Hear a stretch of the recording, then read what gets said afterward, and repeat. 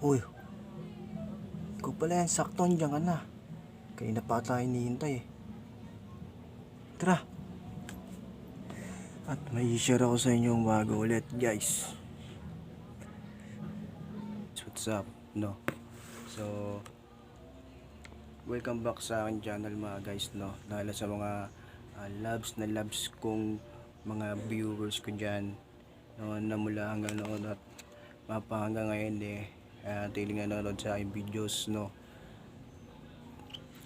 So ito, may i-share ako sa inyo, kaya ako nag-video ulit, no? So ito yan. So guys, alam mo ba kung bakit kadalasan parang may nababad trip sa'yo, no? Nang hindi mo alam, no? Yung tipong magugulat ka na lang may nayayabot sa'yo, no? Hindi mo alam. Yung tipong pinaparamdam lang nila sa'yo sa pamamagitan ng pagiging mayamot nila. Yung tipong parang binabad trip ka ulit, tapos parang may ibig sabihin, di ba? Pag ganun nila. So eto kasi yan guys, no? Gusto bang sabihin ko sa'yo kung bakit? Gusto bang malaman? Ha? Pues di ka na maghihintay, dahil ngayon pa lang isasabihin ko na kung bakit nagiging ganon sila sa'yo, okay? So eto kasi yan guys, no? Kung ang nagiging laging parang nangyayamot sa'yo babae, tapos ikaw ay lalaki, no? Apply ka binabad trip. Ito kasi yan, ibig sabihin nun gusto niya lambingin mo siya.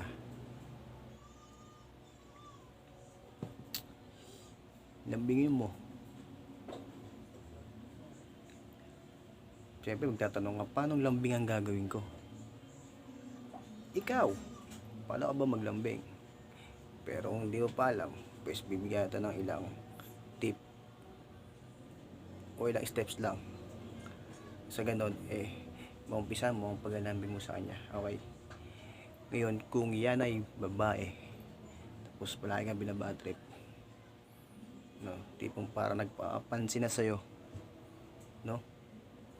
Tipong pag andun ka sa isang lugar palayagang niyaya mo, no, palayagang binabad trip. Eto yan, hawakan mo sa kamay bigla.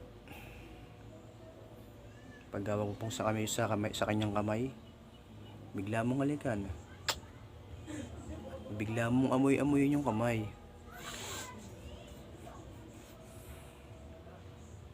Diba? Oh. Hindi magagalit yun guys, kasi yan niya yung gusto niya, ilambingin mo siya Ngayon, medyo kakalma yun kapag hinawakan mo yung kamay niya at hinalikan mo yung kamay niya. Ngayon ito yan, kapag medyo nabatrip pa siya ng konti, kapag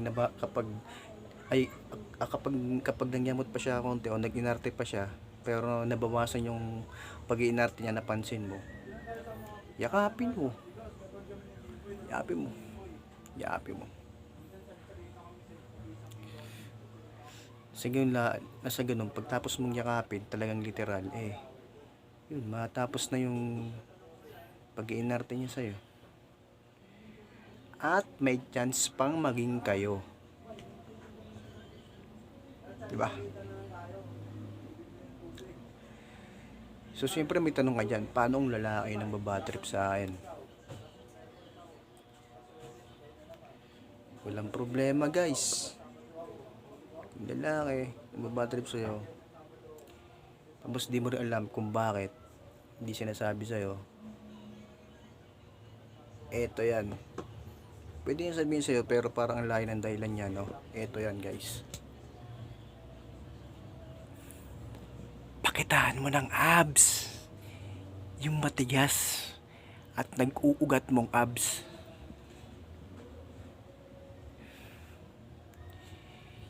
Ipahipo mo ang nagbubukulan at matigas mong abs.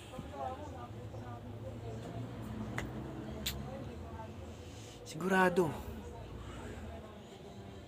bibigay at lalambot sa'yo yun. Lalo na kapag nahawakan niya ang matigas at maugat mong abs.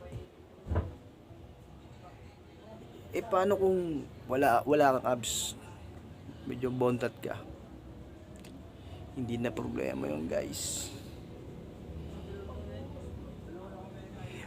Ipahawak mo ang iyong malaman at bilog mong tiyan. Di ba? Yun. Kung nakadamit ka man, kung naka-t-shirt ka, kailangan bakat na bakat yung bondat mo dyan. Sigurado, bibigay sa'yo yun.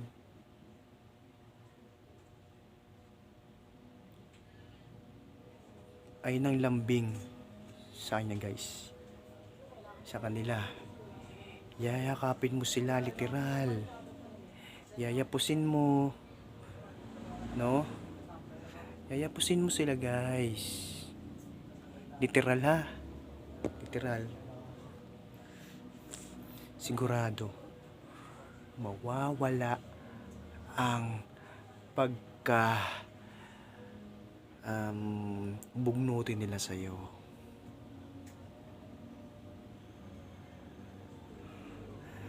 Kaya kung napanood mo tong video ko na to ngayon, naku, huwag ka nang magkatubili pa.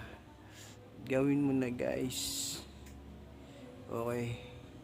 Sigurado. Lalo na kung crush mo yung nababatrip sa'yo, no? At may chance pang maging kayo. Bukod dun, may chance pang tumagal ng relasyon nyo. Maihaharap mo pa siya sa altar. At pwede pa kayo magsama lifetime. Yung tipong tatanda kayo at mawawala kayo sa mundong ito na kayo magkasama. Diba? Okay. Next time ulit. So, kita-kits ulit tayo sa mga susunod kong mga videos. No? So, sa akin lang, ingat kayo lagi. God bless sa ating lahat. More blessings sa atin. No?